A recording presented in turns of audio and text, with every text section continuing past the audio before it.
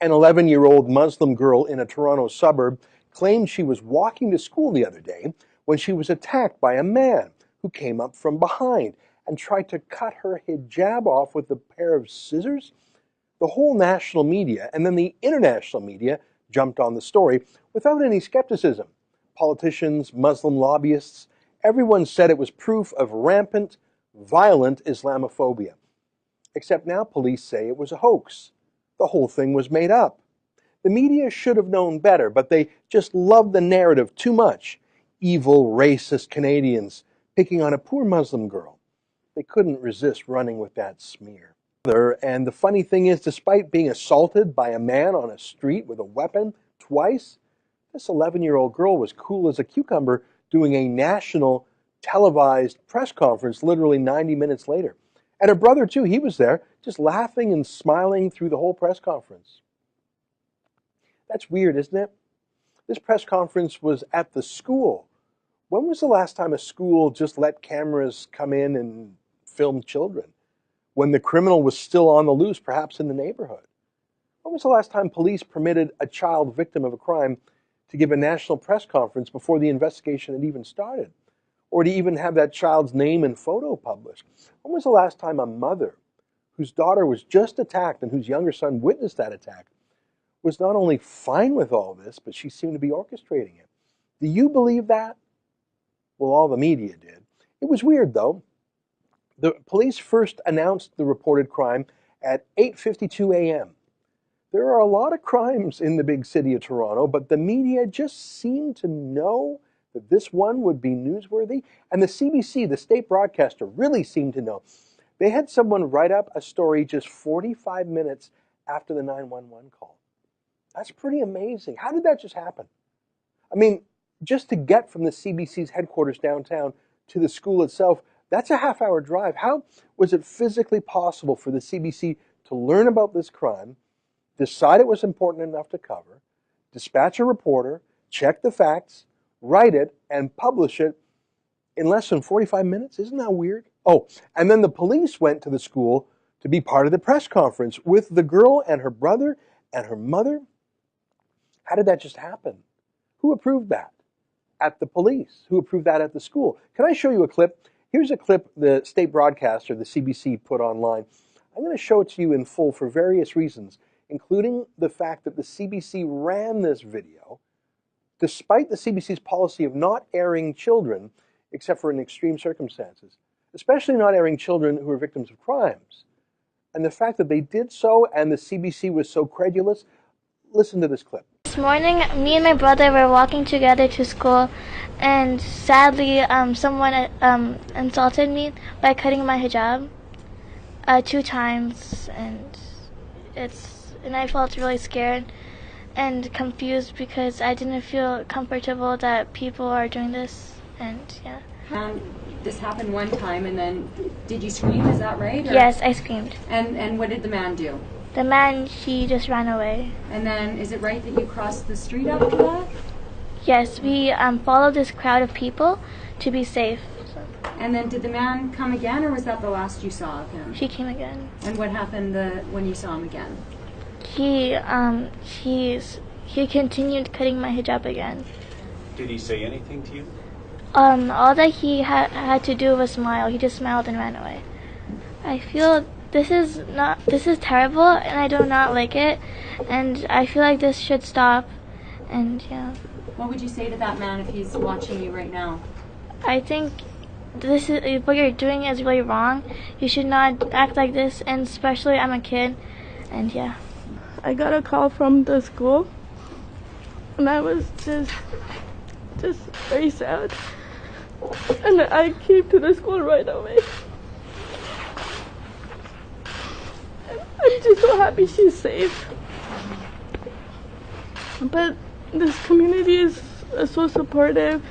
The principal, the school, and everyone's been so supportive. And yeah.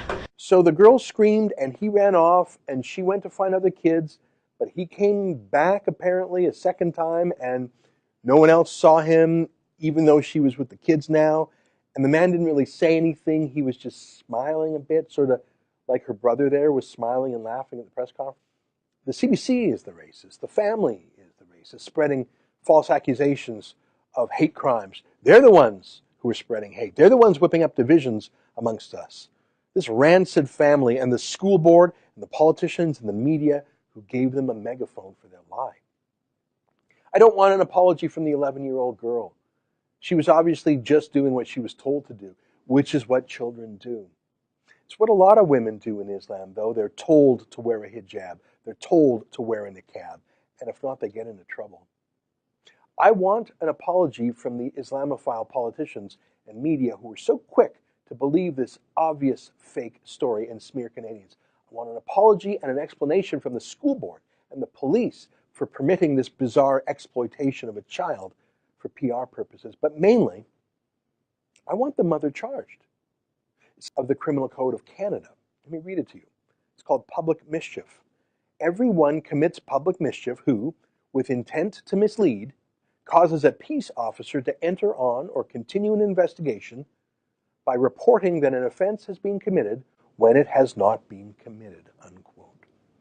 Everyone took the schoolgirl's tale of a frightening attack on these streets very seriously.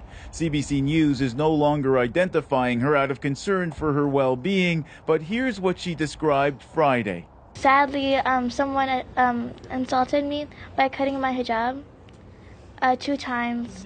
Media crammed into her school's library to hear from school board officials, police, and her mother. I came to the school right away.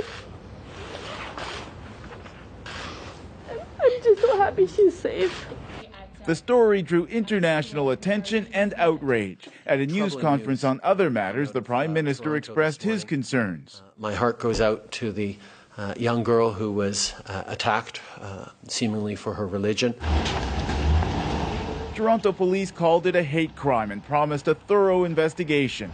But by this morning, detectives had determined the girl's story was just that. They sat down, they looked at all the evidence they had, and they reached the conclusion that what was said to have happened simply didn't happen. In a statement today, the Prime Minister's office was thankful and relieved the attack didn't happen, but also appealed for real hate crimes to be taken extremely seriously. That's what Sabrina Ghaffar Siddiqui says she's hoping for. The hate crimes researcher warns against being distracted by this one false case.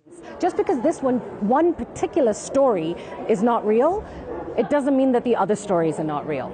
So let's not forget that we need to still work on, anti-Islamophobia and trying to combat anti-Muslim hate. She also worries about the young girl. I'm very afraid of the backlash she will receive and the community will receive further, because now people are going to be angry that, she lied. As for what happens next, police would only say the case is officially closed. Ron Charles, CBC News, Toronto. You may be wondering, how did an incorrect story get so much uncritical coverage? It's a question many of us were discussing in the newsroom today, and it came down to a couple of things.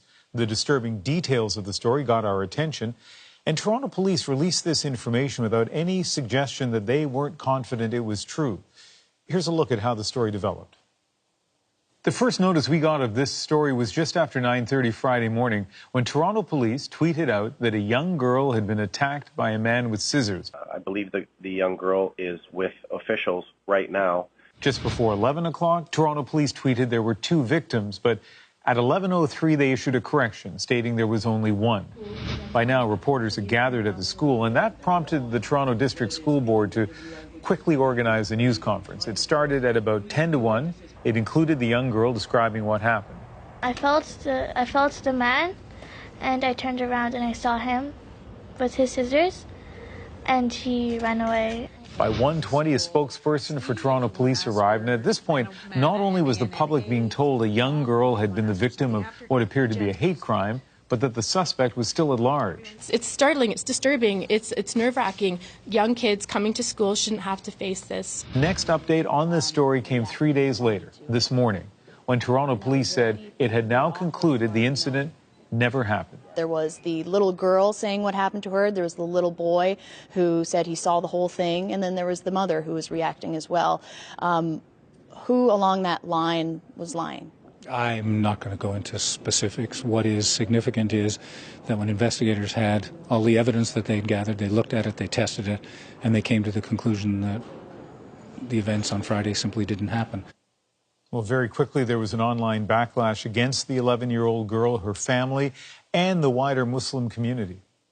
If you look now at the comments some comments are being made out there, people are using this as examples, for instance, of, communities playing the victim card, and I think that's really grossly unfair. For writer and human rights advocate Amira El-Gawabi, the fact this crime wasn't real is cold comfort. Hate crimes and hate incidents are a reality for far too many minority communities in this country, Muslim, black communities, Jewish communities. Many communities, unfortunately, are suffering from various types of hate. In recent years, stats suggest the Muslim community has faced more of it. In 2015, reported hate crimes against Muslims jumped 60%. In 2016, that rate was reduced, but not by much. Single day, we're seeing some kind of fake news that is stereotyping and marginalizing our communities. And so add this one to that mix of all the types of untrue stories that are out there about our communities. I think people are feeling very beleaguered. We're feeling quite anxious.